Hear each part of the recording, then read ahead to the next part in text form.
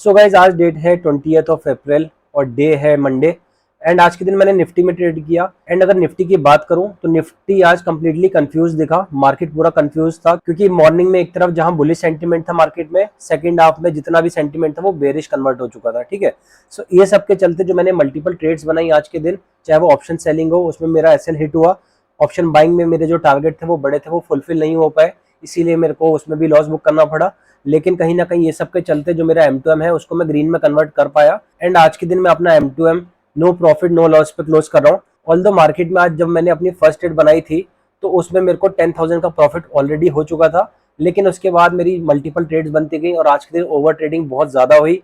And मैंने अपने rules को बराबर तरीके से फॉलो नहीं किया, लेकिन स्टिल मैं अपने आप को ग्रीन में कन्वर्ट कर पाया, जहाँ पे 55 रुपीज के प्रॉफिट पे यानी कि कॉस्ट टू कॉस्ट पे मैंने अपना डे एंड कर दिया।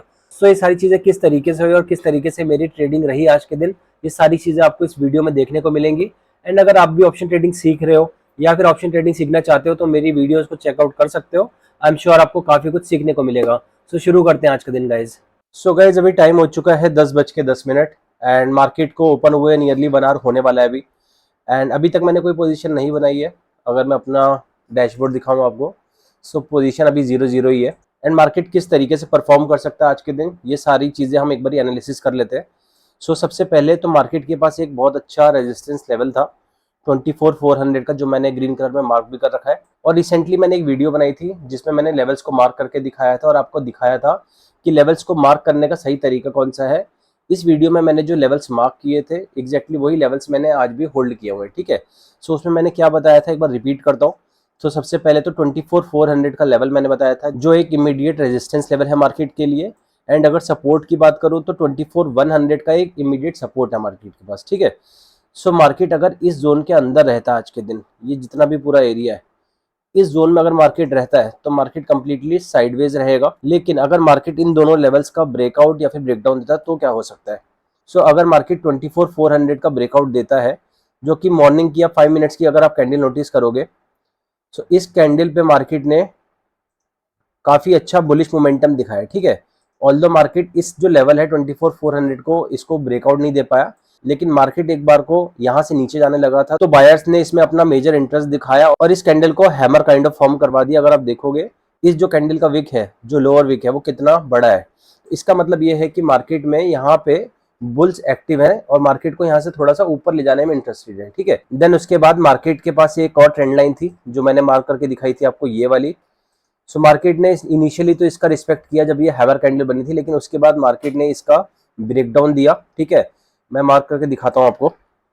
मार्केट ने इस कैंडल का ब्रेकडाउन दिया यहाँ पे, तो यहाँ पे काइंड ऑफ काफी लोगों को ट्रैप किया होगा क्योंकि यहाँ से मार्केट ने शो किया कि मार्केट यहाँ से नीचे जा सकता है क्योंकि इस ट्रेंड लाइन का ब्रेकडाउन आया था, लेकिन वो ब्रेकडाउन भी सस्टेन नहीं हो पाया, मार्केट वापस से इस ट्रेंड लाइन के ऊपर निकल गया। ठीक है, तो अभी मार्केट के पास क्या सिनेरियो है कि मार्केट के पास जो लेवल है ना ये वाला 24,400 का, यहाँ से मार्केट अगर ऊपर निकलता है, ब्रेकआउट देता है, तो काफी अच्छा मोमेंटम बुलिश साइड में देखने को मिल सकता है क्योंकि मार्केट के पास ऊपर काफी अच्छा स्पेस है जाने को।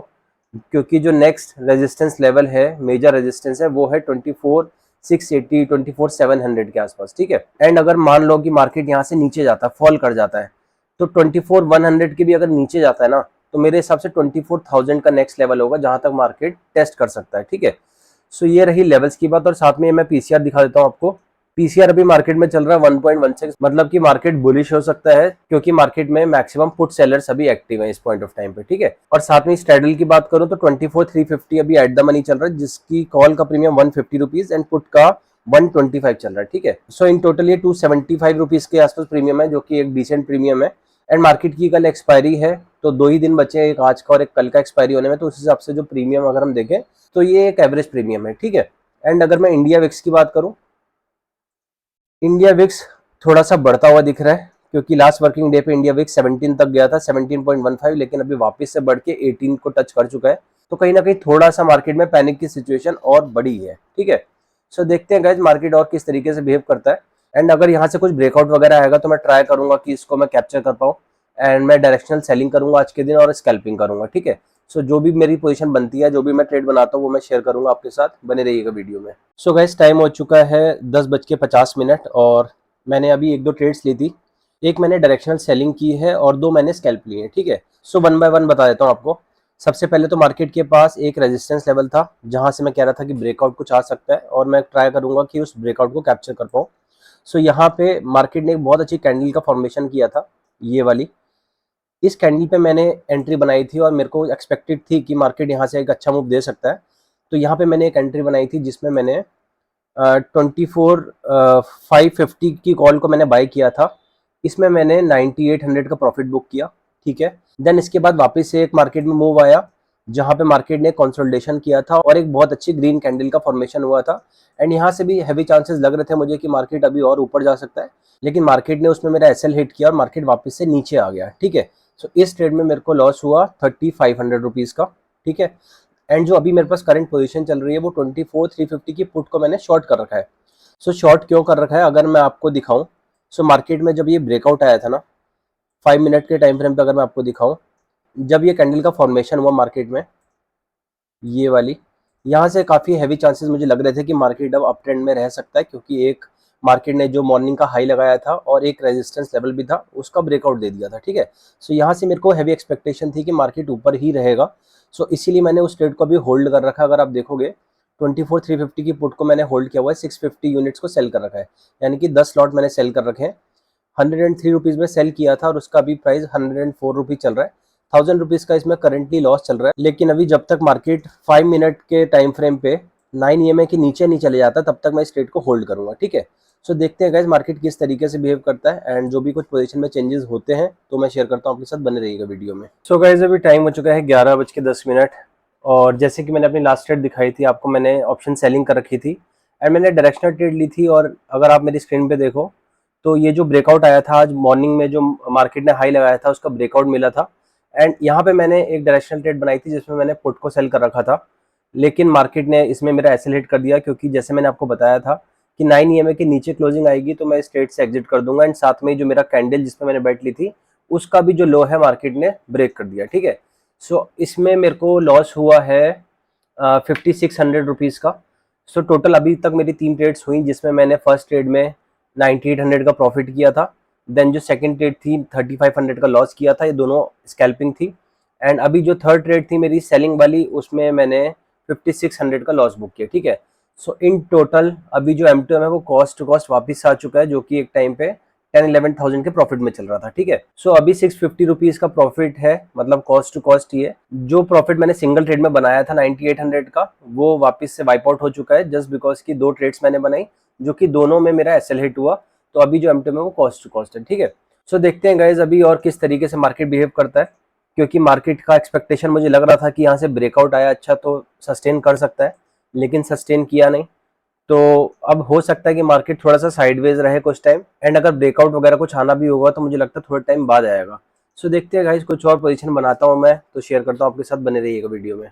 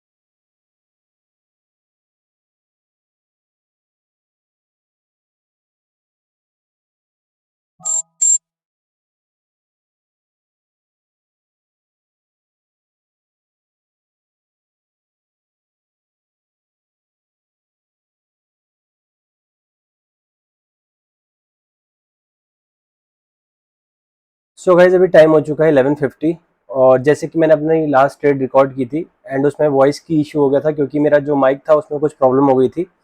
एंड जो मैंने लास्ट ट्रेड रिकॉर्ड की थी, अगर आप देखो लेफ्ट साइड में, मैं ट्राई कर रहा हूँ कि उस वक्त मैंने जो भी आपको बताया मैं रिपीट कर पाऊँ, ठीक है। सो उस वक्त हुआ ये कि मैंने यहाँ पे ट्रेड ली थी, एक ब्रेकआउट आया था मार्केट में, ठीक है। सो यहाँ पे मैंने एक ट्रेड ली थी और मेरा जो एसएल था वो मैंने यहीं पे रखा था कि ये जो जोन है ब्लैक कलर का, इसके नीचे अगर मार्केट आएगा तो मैं एग्जिट कर दूंगा, ठीक है। सो यहाँ पे मैंने ट्रेड बनाई थी एंड मार्केट मेरे फेवर में गया था और मेरा टारगेट था उसमें नियरली 20,000 का प्रॉफिट बुक करना। लेकिन प्रीमियम होल्ड कर रहा था, जिसकी वजह से मुझे टाइमली एग्जिट करना पड़ा उस ट्रेड से, और उसमें मैंने अराउंड 10,000 समथिंग का प्रॉफिट बुक किया। ठीक है, 10,240 रुपीज़ का उसमें प्रॉफिट बुक किया मैंने। एंड इसमें जो मेरा M2M गया था नियरली 15-16,000 तक गया था, लेकिन जो मेरा टारगेट था 20,000 का वो नहीं मिला। और साथ में अगर मैं प्रीमियम को दिखाऊं, प्रीमियम को मैं ऑब्जर्व कर रहा था उस वक्त। सो प्रीमियम में क्या हुआ कि एक इन्वर्टेड हैमर भी काइंड ऑफ कैंडल बन रही थी। अगर आप देखो, इस कैंडल पे मेरे को लग रहा था कि और अच्छा ब्रेकआउट आ सकता है, मार्केट बढ़िया जंप दिखा सकता है प्रीमियम में, लेकिन ऐसा हुआ नहीं। ऑल्दो मार्केट थोड़ा ऊपर जा रहा था, लेकिन प्रीमियम में उस तरीके से जंप देखने को नहीं मिल रहा था। ठीक है, सो उसके बाद अगर आप देखोगे तो प्रीमियम साइडवेज है, ऑल्दो मार्केट ऊपर तक गया है। ठीक है, अगर आप देखोगे तो ये जो मैं टारगेट की बात कर रहा था ऑलमोस्ट मार्केट ने दिया है बाद में, लेकिन अगर आप प्रीमियम को देखोगे सेम टाइम पे तो प्रीमियम ने उस हिसाब से मूव नहीं किया। ठीक है, तो इसीलिए मैंने जब ऑब्जर्व किया कि प्रीमियम नहीं मूव कर रहा, मैंने अपनी ट्रेड को एग्जिट कर दिया। ठीक है, सो अभी जो M2M है मेरा, वो है 10,900 का प्रॉफिट। एंड देखते हैं गाइस, कुछ और पोजीशन बनाता हूँ तो मैं शेयर करता हूँ आपके साथ, बन रहिएगा वीडियो में। सो गाइस, मैंने एंट्री बना ली है क्योंकि एक अच्छी कैंडल मेरे को दिखी है यहाँ पे। इस कैंडल में मैंने अपनी एंट्री बनाई है और मैंने ब्रेकआउट यहाँ पे कैच करने का ट्राई करना है। और इसमें अगर आप देखोगे तो मेरा 3,500 का लॉस पहले से ही था। एंड अभी देखते हैं, अगर ब्रेकआउट मिलेगा तो एक अच्छा टारगेट देखने को मिल सकता है, अदरवाइज इस कैंडल के लो पे मेरा SL रहेगा।